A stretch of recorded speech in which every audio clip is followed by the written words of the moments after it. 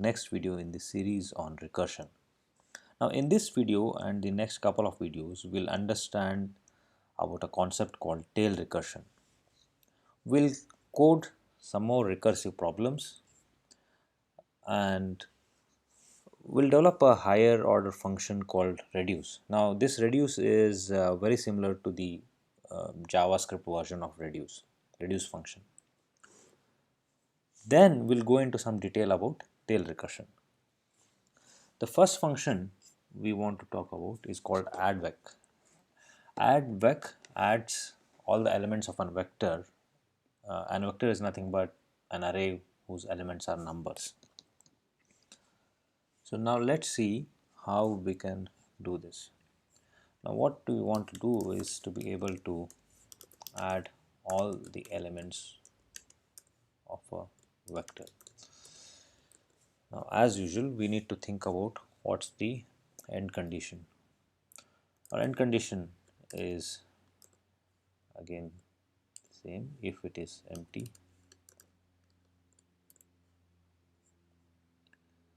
Let me just copy the isEmpty function from here. If it's empty, then what do we return? We return 0.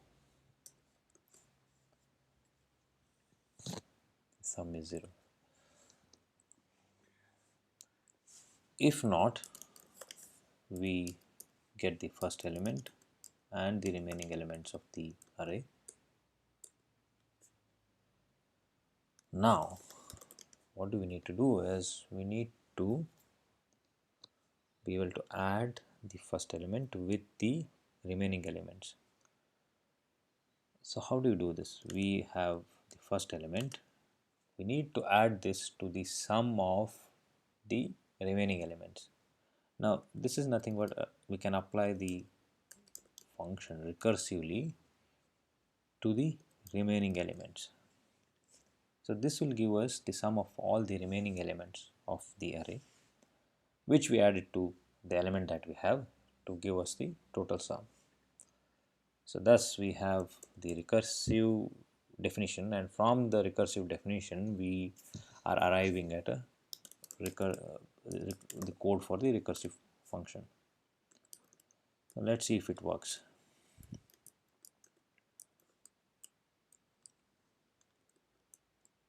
And vector node.js, that works. Now quickly let's move on to the next function. The next function that we want to develop is multvec, which nothing but gives us the product of all the elements of a vector. So multvec, yes.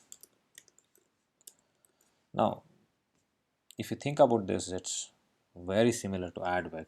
So instead of multiplying we want to instead of adding we want to multiply, but we cannot use 0 as the end condition, because if you multiply by 0 the whole product is going to be 0. So we have to use 1 as the we have to return 1 if the vector is empty. So essentially if we check if the vector is empty, we have to return 1, otherwise we get the first element. Now that we have to multiply with the product of the remaining elements of the vector. So nothing but recursively applying multvec to the remaining elements. Now let's see if this works.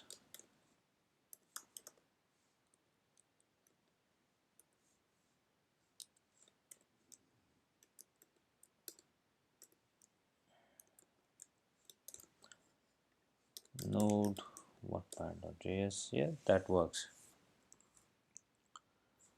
Now how do we make this generic? How do we create a function which can which can essentially do either add or multiply or do anything else, or maybe for example count the number of occurrences of an element in an array. So how do we do this? Let's think about this. Now if you notice, the end condition is the same. The breaking up into the first element and the remaining elements is the same.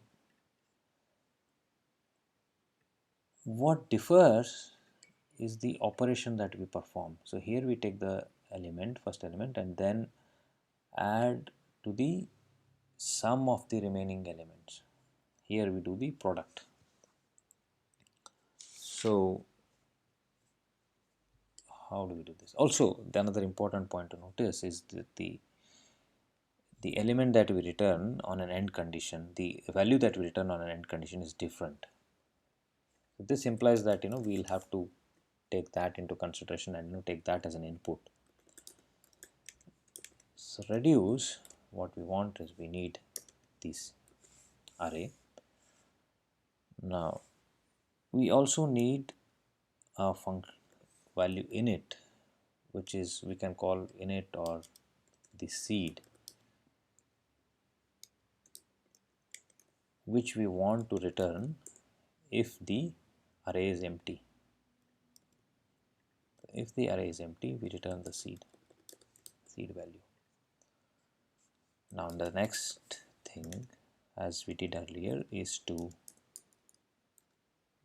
break up the array into first and the remaining elements. Now we want to apply the operation.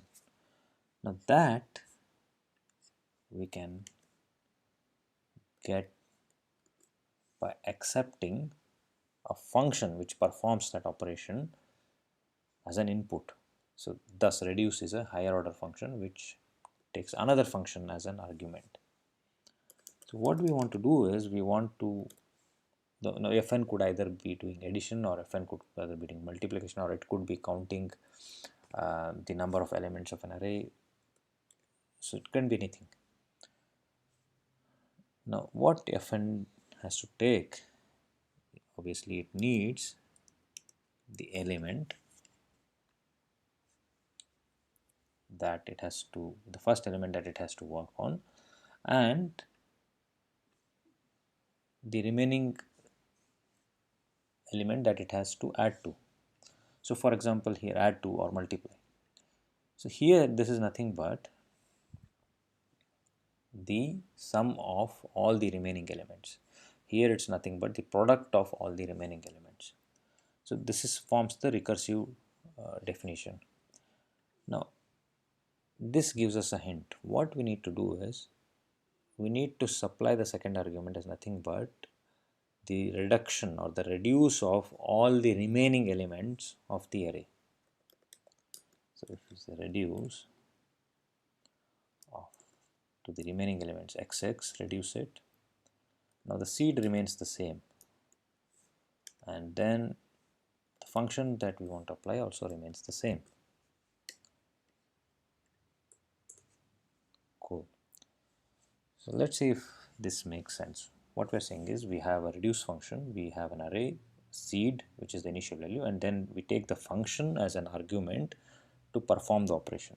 Now if it's empty, we return the seed, otherwise we break up the array into first element and the remaining elements. Now we want to apply the operation to the element that we have, which is x,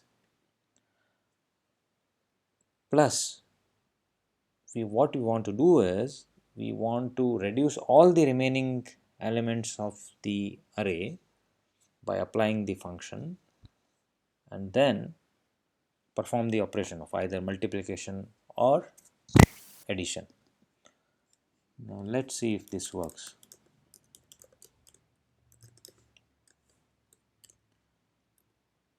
Now we want to give the array. Once we have the array, we need to give the seed. So if we are performing addition, so it's 0. Now we want to give the function. Now this function will take two parameters, which is x, the current value, and the remaining sum. Let's call it as the delta sum. Let's call it the delta value. And we want to add x to delta. Now that's the function. Let's see if this works. Cool, that works. Now how do we change this to multiplication? It's very easy.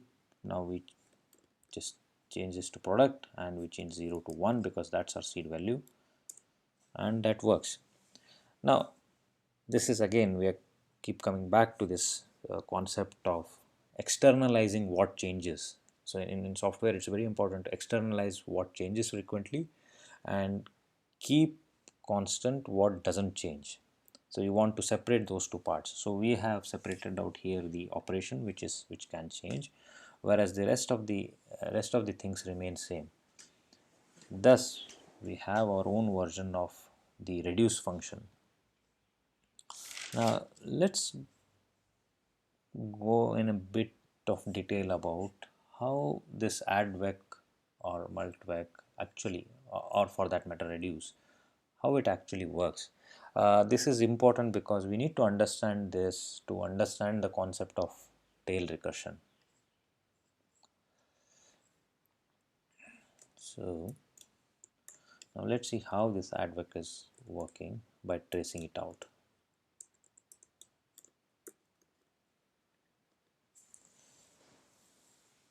Now when add vec is called, add vector is called on an array, let's say 1, 2 and 3.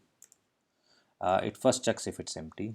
It's not empty, so then it breaks up the array, and once it destructs the array, what then it does is it says I need to add x.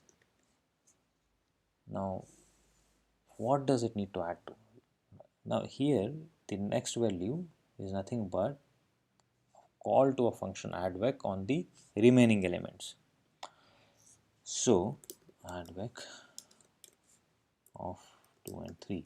So at this point, to be able to perform 1 plus this operation, it needs to go into the add vec. It needs to execute the next call of the add vec.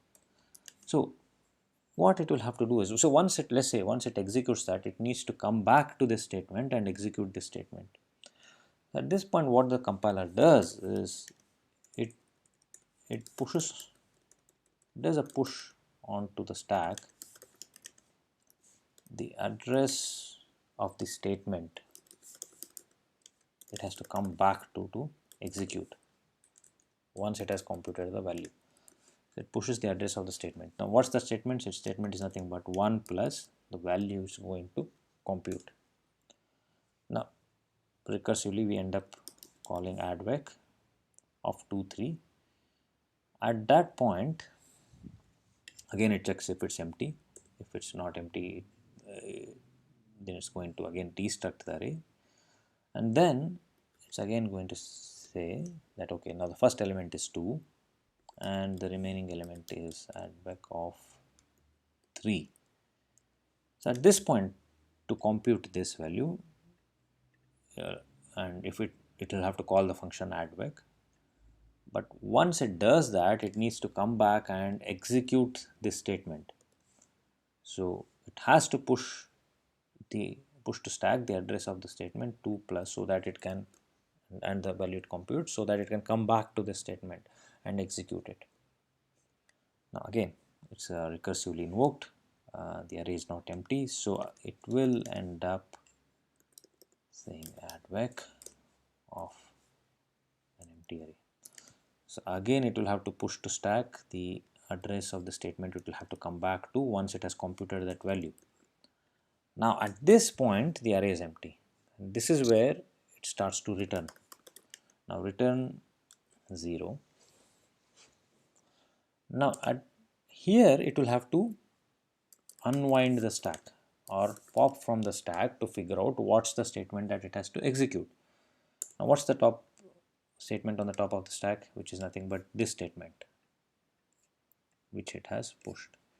So it does a 3 plus 0 and returns it. Now again it has to now does the next, it pops from again from the stack and it has to say return 2 plus. Now it knows the value which is nothing but 3 plus 0, which is 3. at this point. Now this is done. So at this point it will again pop the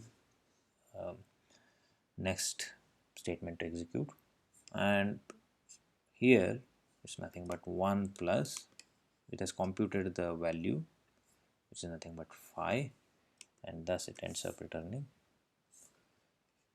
6. So this is how this add-vec function works.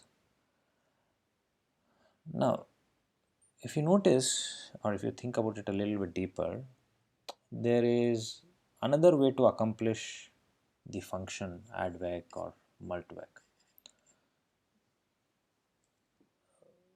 This is, this approach is very similar to how we would code an iterative version. In an iterative version, we would use an accumulator. So for example, if we were adding all the elements of an array, we would use a loop, and we'll use a variable called, let's say, sum, to keep adding the elements as we encounter them into sum. And we would initialize the sum with 0, and then we'll keep adding elements to sum, and then we'll have the sum. Now if we can come up with a recursive version of this iterative version, we'll have another approach to be able to do this. Now that's nothing but a version using the concept of an accumulator. Once we develop that, then we can actually develop a version of the reduce which can work on this concept of accumulator. Then we'll deal, or we'll talk about what's the difference between these two approaches. And when we talk about that, a very fundamental concept about recursion emerges, which is called as the tail recursion. So we'll talk about all these things in the next video. Thank you.